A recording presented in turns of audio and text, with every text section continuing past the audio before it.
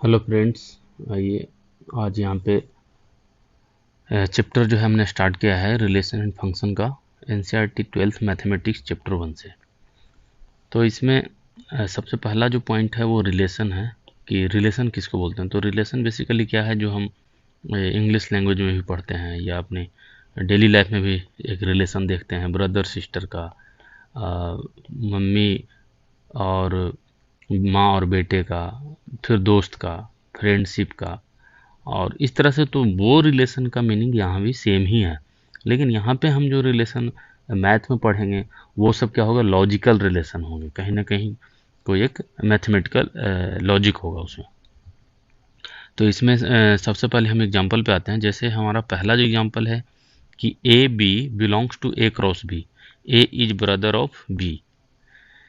तो यहाँ जो लिखा है ए बी जो पेयर है वो कहाँ से हमने लिया है, ए क्रॉस बी से, जहाँ ए एक सेट है, बी एक सेट है, और इन दोनों सेट में हमने वो एलिमेंट लिए हैं जो ब्रदर का है। मतलब ए में कोई होगा और कोई एक एलिमेंट बी में होगा, तो वो दोनों इसमें आएंगे अगर वो दोनों ब्रदर होंगे। तो इस तरह का रिलेशन यहाँ पे। फिर ए इज सिस्टर ऑफ बी। अब ए में और बी में हम वो एलिमेंट ढूंढेंगे जो एक दूसरे के साथ क्या है, ए इज सिस्टर ऑफ बी, तो ए और बी तब हम यहाँ पे बनाएंगे पेयर। कहता है age of age greater than age of B. अब ए में हम वो एलिमेंट देखेंगे, ए उसको बोलेंगे जिसका क्या होगा, age greater than B, B से ज़्यादा एज होगा। तो जैसे ए में कोई है 5 साल का बच्चा, कोई है 10 साल का, तो हमारा पेयर बनेगा 5 10 का। 10 और 5 का नहीं बनेगा क्योंकि ये लेस देन का है, ये ग्रेटर देन का है। तो इस तरह से जो आपको मैथमेटिकल लॉजिक, मैथमेटिकल एक रिलेशन, एक कंडीशन पे जो रिलेशन बनेगा, हम उस तरह के रिलेशन यहाँ पे पढ़ेंगे। अब आता है टाइप ऑफ रिलेशन कि टाइप ऑफ रिलेशन क्या होता है। तो पहला डिफिनीशन है कि रिलेशन आर, जो आर यहाँ पे शो करेगा वो क्या करेगा, रिलेशन को। तो आर का क्या बनेगा, सेट बनेगा बहुत सारा, जिसमें एलिमेंट होंगे A B, A one B one, A two B two, इस तरह से। कहता है a relation R in a set A, और सेट यहाँ पे सिर्फ ए है, जैसे A one, A two, A three उसके एलिमेंट होंगे। Set A is called empty relation.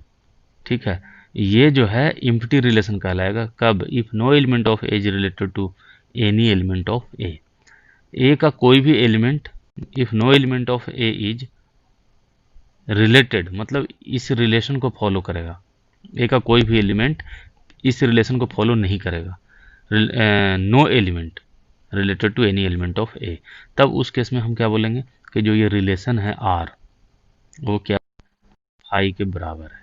मतलब इस रिलेशन में कोई एलिमेंट नहीं है, या कहते हैं phi belongs to A cross, phi is subset of A cross A, इस तरह से। दूसरा डिफिनीशन है, तो ये हो गया इम्प्टी रिलेशन का। दूसरा है ये यूनिवर्सल रिलेशन का। इसमें क्या होगा, सारे एलिमेंट होंगे। A relation R in a set A is called universal relation if each element of A is related to every element of A। मतलब वहाँ पे जो रिलेशन होगा R वो किसके बराबर होगा, A क्रॉस A का। तो A क्रॉस A का A क्रॉस A का आप बनाएंगे सेट, तो A1 A2 A1 A1 A1 A2 A2 A3 ये सारे इस रिलेशन में आएंगे, सारे एलिमेंट आएंगे, तो ये हो जाएगा यूनिवर्सल। और सबसे इम्पोर्टेंट जो है, जो आपको इसमें सीखना है, जो क्वेश्चन बनेगा वो है इक्विवेलेंस रिलेशन से। तो 3 टाइप ऑफ रिलेशंस, पहला है रिफ्लेक्सिव, सिमेट्रिक और ट्रांजिटिव। रिफ्लेक्सिव, सिमेट्रिक और ट्रांजिटिव, तो ये आरएसटी को जो फॉलो करेगा उसको हम बोलते हैं इक्विवेलेंस रिलेशन। तो देखते हैं डिफिनेशन नंबर 3 है, a relation R in a set A, कोई सेट ए है, A1 A2 A3 ऐसे चलेगा, और a relation R in a set, और इसमें हमें एक रिलेशन देखना है इसी सेट के एलिमेंट से। In a set A is called reflexive. ठीक है, जो रिलेशन है आर इसको हम रिफ्लेक्सिव बोलेंगे। कब बोलेंगे, if A belongs to R. जो रिलेशन हम बनाएंगे उसमें ए होना चाहिए, मतलब A1 है तो A1 और A1 दोनों होना चाहिए। अगर A2 लिखे तो A2 और A2 दोनों मिलना चाहिए। अगर इस रिलेशन में इस तरह से एलिमेंट का पेयर आपको मिल रहा है तो उसको हम क्या बोल देंगे कि ये जो रिलेशन है ये रिलेशन कैसा है, रिफ्लेक्सिव। कहता है symmetric if A1 A2 belongs to R implies that A2 A1 belongs to R for all A1 A2 belongs to A। अब कहता है जो A है इसी में से हम एलिमेंट बनाएंगे, ये A है तो इसी में A1 A2 A3 एलिमेंट होगा। तो कहता है A1 A2 में रिलेशन होना चाहिए, जो रिलेशन R बनाओगे ब्रदर का सिस्टर का एज का, तो उससे पेयर बनेंगे A1 A2। तो A2 A1 भी अगर उसमें उसी रिलेशन सेम रिलेशन को ये भी फॉलो कर गया तो A1 A2 A2 A1 इस तरह का अपोजिट वाला पेयर बनना चाहिए। तो इसको हम बोलेंगे सिमेट्रिक रिलेशन है, इस रिलेशन को सिमेट्रिक बोलेंगे इन एलिमेंट के पेयर को देखते हुए। और तीसरा है transitive, if A1 A2 belongs to R A2 A3 belongs to R तो A1 A3 भी R के साथ बिलोंग करना चाहिए for all A1 A2 A3। तो ये कैसे होगा, तो हम यहाँ पे सेट ले लिए A जिसमें क्या है A1 A2 A3 और इसमें हमने एक रिलेशन बनाया कोई भी, वो रिलेशन कैसा होता है, इक्वल का हो सकता है, बराबर हो सकता है, कुछ भी, मान लो इक्वल का ही हमने रिलेशन बनाया इस सेट से। तो A1 लिखेंगे पहला, दूसरा A2 लिखेंगे, फिर A2 लिखेंगे और A3 लिखेंगे और फिर A1 A2 A3, फिर A1 A3 भी उसी रिलेशन में मैच कर जाना चाहिए।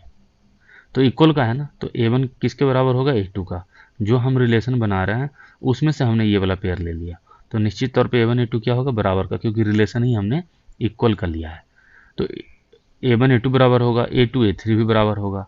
तब सोचिए A1 इक्वल टू A2 है और A2 इक्वल टू A3 है, क्यों, क्योंकि ये वो रिलेशन है वहाँ से हमने ये पेयर लिया है, तो ऑटोमेटिकली A1 बराबर A3 का हो जाएगा। हाँ, तो इसका मतलब इस तरह का जहाँ भी आपको मिलेगा कंडीशन उसको आप क्या बोलेंगे कि ट्रांजिटिव है, और ये तीनों जो भी रिलेशन फॉलो करेगा तब हम उस R को बोलेंगे इक्विवेलेंस रिलेशन। चलिए डेफिनेशन 4 कहता है relation R in set A is said to be equivalence relation if R is reflexive symmetric और ट्रांजिटिव, अभी मैंने आपको जो बताया। और आता है एग्जाम्पल, पहला एग्जाम्पल है कि let T be the set of all triangles, ये जो एक सेट बनाइए T और इसमें क्या है, ऑल ट्रायंगल, सब ट्रायंगल है T1 T2 T3 इस तरह से, इन ए प्लेन, प्लेन में ट्रायंगल है, एक ट्रायंगल इस तरह से हो सकता है, ये ट्रायंगल हो सकता है, ये ट्रायंगल हो सकता है, अलग अलग ट्रायंगल है, with R a relation in T, और यहाँ से एक रिलेशन आपको आर बनाना है, given by R is equal to क्या है T1 T2 और T1 is congruent to T2। हम सेट बनाएंगे T1 T2 एक पेयर, दूसरा बनाएंगे T2 T3, इस तरह से चलते रहेगा T3 T4 इस तरह से, ठीक है, ये हमने एक सेट बना दिया। तो आप कहता है कि T given by R is equal to T1 T2, अगर इस तरह का जहाँ भी पेयर मिलेगा तो T1 T2 क्या होगा, कॉन्ग्रुएंट, क्योंकि ये पेयर हमने उसी रिलेशन से लिया है जहाँ कॉन्ग्रुएंट का रिलेशन है, सो that R is equivalence relation. तो इक्विवेलेंस के लिए क्या देखना, RST, रिफ्लेक्सिव सिमेट्रिक और ट्रांजिटिव। तो रिफ्लेक्सिव कब होगा, जब ये दोनों इक्वल हो। तो क्या बोल रहा है कि T1 जो है T2 का कॉन्ग्रुएंट है,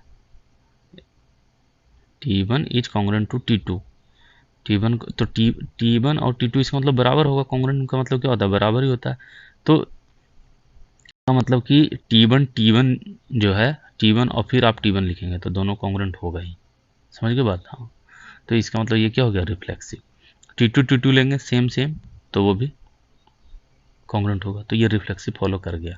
दूसरा था सिमेट्रिक, सिमेट्रिक में क्या है कि T1 T2 में क्या रिलेशन है, कॉन्ग्रुएंसी का, तो इसका उल्टा कीजिए, क्या T2 T1 भी कॉन्ग्रुएंट होगा, यस, तो इसका मतलब ये क्या हो गया, सिमेट्रिक भी हो गया। और तीसरा आता है RST, रिफ्लेक्सिव सिमेट्रिक और ट्रांजिटिव। तो देख लीजिए कि ट्रांजिटिव कैसे होगा, तो ट्रांजिटिव के लिए क्या था, A1 A2 A3 करके लेते थे, तो यहाँ पे आप लीजिए T1 और T2 में रिलेशन किसका है, कॉन्ग्रुएंट का, कॉन्ग्रुएंट का रिलेशन है। T2 T3 लीजिए, ये दोनों भी कॉन्ग्रुएंट है, यहाँ से ये जो रिलेशन दिया है, अगर इसमें T2 T3 लिखेंगे तो T2 T3 क्या होगा, कॉन्ग्रुएंट होगा। अब आपको देखना है कि क्या T1 T3 कॉन्ग्रुएंट हो जाएगा अपने आप, जरूर हो जाएगा, समझ गए बात, मतलब T1 कॉन्ग्रुएंट टू T2 और T2 कॉन्ग्रुएंट टू T3, तो ऑटोमेटिक T1 T3 भी क्या होगा, कॉन्ग्रुएंट होगा।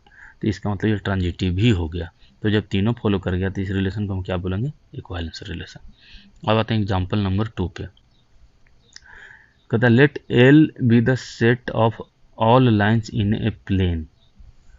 एक सेट बनाइए एल, और इसमें क्या है, लाइन L1 है, L2 है, L3 है, L4 है, और ये सब क्या है, प्लेन में लाइन है। ये लाइन L1 मान लिया, ये लाइन L2 मान लिया, ये लाइन L3 मान लिया, इस तरह से। And R with the relation in L। अब रिलेशन बनाना है कैसा, तो रिलेशन का भी एक सेट बनेगा। L defined as R L1 L2, L1 is perpendicular to L2, तो ये हो गया L1, और एक L2 ले लीजिए,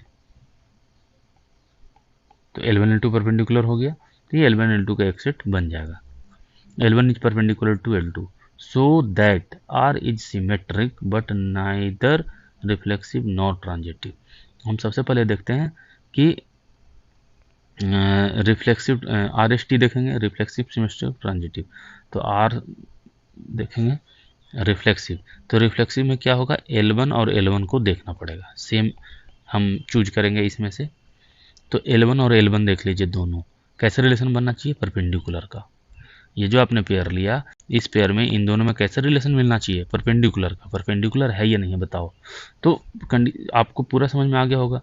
एक लाइन L1 है, दूसरा भी लाइन हमें L1 ही लेना है, तो क्या दोनों तो इक्वल लाइन हो गया, तो दोनों लाइन एक दूसरे परपेंडिकुलर होगा नहीं, इसका मतलब रिफ्लेक्सिव तो नहीं होगा। अब दूसरा रह गया सिमेट्रिक। सिमेट्रिक में क्या होता है कि L1 L2 में जो रिलेशन फॉलो होगा L2 L1 में वही रिलेशन मिलना चाहिए। तो अब बताइए L1 L2 क्या है, परपेंडिकुलर, L1 L2 परपेंडिकुलर। अब हम L2 L1 देखेंगे, परपेंडिकुलर होगा, जरूर होगा, इसके बीच 90 है तो इसके बीच 90 डिग्री ही होगा, इसका मतलब ये सिमेट्रिक हो गया, तो सिमेट्रिक सही है। बट नाइदर रिफ्लेक्सिव तो नहीं हुआ था। अब आ जाइए ट्रांजिटिव पे, सिमेट्रिक हो गया, R नहीं S हो गया, T को देखते हैं। तो ट्रांजिटिव में क्या होता है, तो L1 L2 में जो रिलेशन मिलेगा यहाँ परपेंडिकुलर का है, L2 L3 में परपेंडिकुलर का रिलेशन होगा।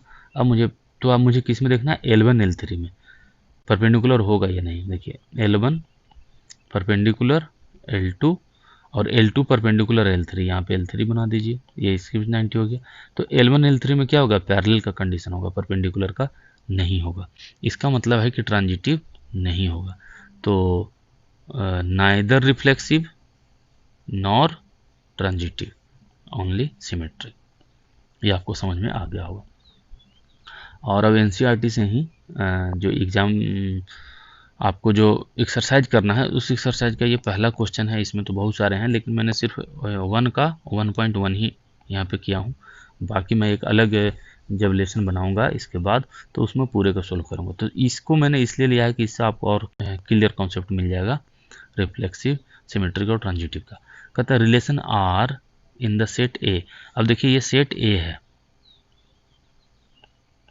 और सेट A में क्या है, 1 है, 2 है, 3 है, 4 है, ये अप टू 14 तक है, डिफाइंड एज R।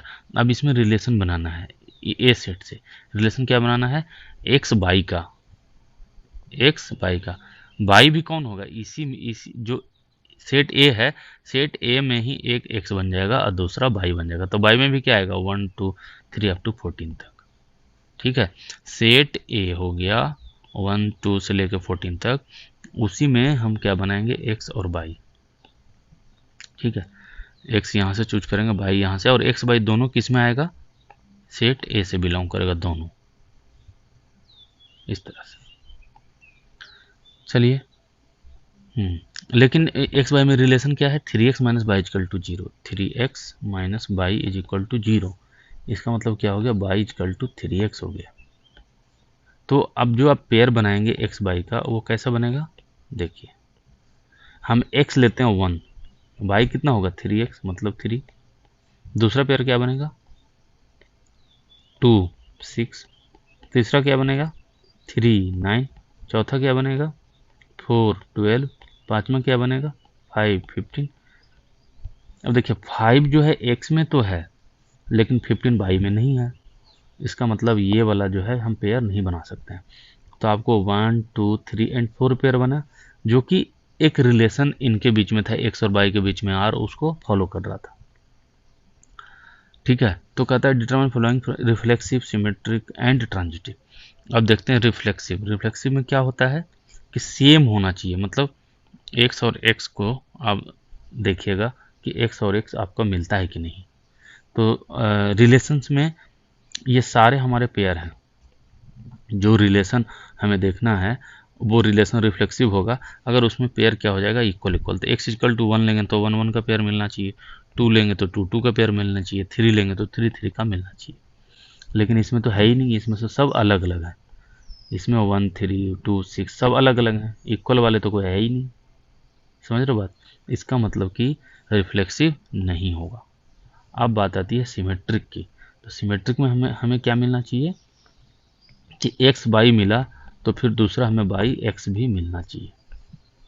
तो देख लो एक्स इजकल टू 1 रखोगे, वाई इजकल टू कितना था 3, तो क्या 3 और 1 इसमें है? इस रिलेशन का जो ये सेट बना है 1 2 3 4 4 4 जो है पेयर आपको है इस रिलेशन में, वो कोई 4 पेयर में है 1 3 और 3 1 मैच कर रहा है? नहीं। इसका मतलब सिमेट्रिक भी नहीं हो गया। अब लास्ट में आ गया ट्रांजिटिव का। तो ट्रांजिटिव के केस में क्या होता है कि आपको A1 A2 फिर A2 A3 ये तो ऑटोमेटिक लिखेंगे, और A1 A3 को प्रूफ करेंगे कि ये भी उसी रिलेशन को फॉलो करेगा। तो देख लीजिए A1 A2, तो A1 A2 वही 1 रखेंगे तो A2 कितना होगा हमारा 3। अब A2 3 रखेंगे तो ये कितना होगा 9। देख लो 1 3 मिल गया, ठीक है, 3 9 भी मिल गया, बिल्कुल सही है। अब हमें क्या मिलना चाहिए 1 9। 1 9 है इसमें? कहीं नहीं है। 1 9 आपको कहीं नहीं है, कहीं नहीं है, कहीं नहीं है। तो जब 1 9 नहीं है तो बताइए ये जो हमारा रिलेशन है वो ट्रांजिटिव होगा? बिल्कुल नहीं होगा, तो ट्रांजिटिव भी नहीं होगा। तो इसका आंसर क्या होगा, neither reflexive, symmetric and transitive. तो आपको समझ में आ गया होगा। हमारा वीडियो आपको कैसा लगा जरूर बताइए, और भी इसके सॉल्व जो एग्जाम्पल है उसको मैं सोल्व करके इस पर वीडियो बनाऊंगा और डिटेल एक्सप्लेन करूंगा। तो मेरे चैनल को आप ज़रूर सब्सक्राइब कीजिएगा, शेयर कीजिए और दोस्तों के साथ ज़रूर बताइएगा, कमेंट्स कीजिएगा। Thank you.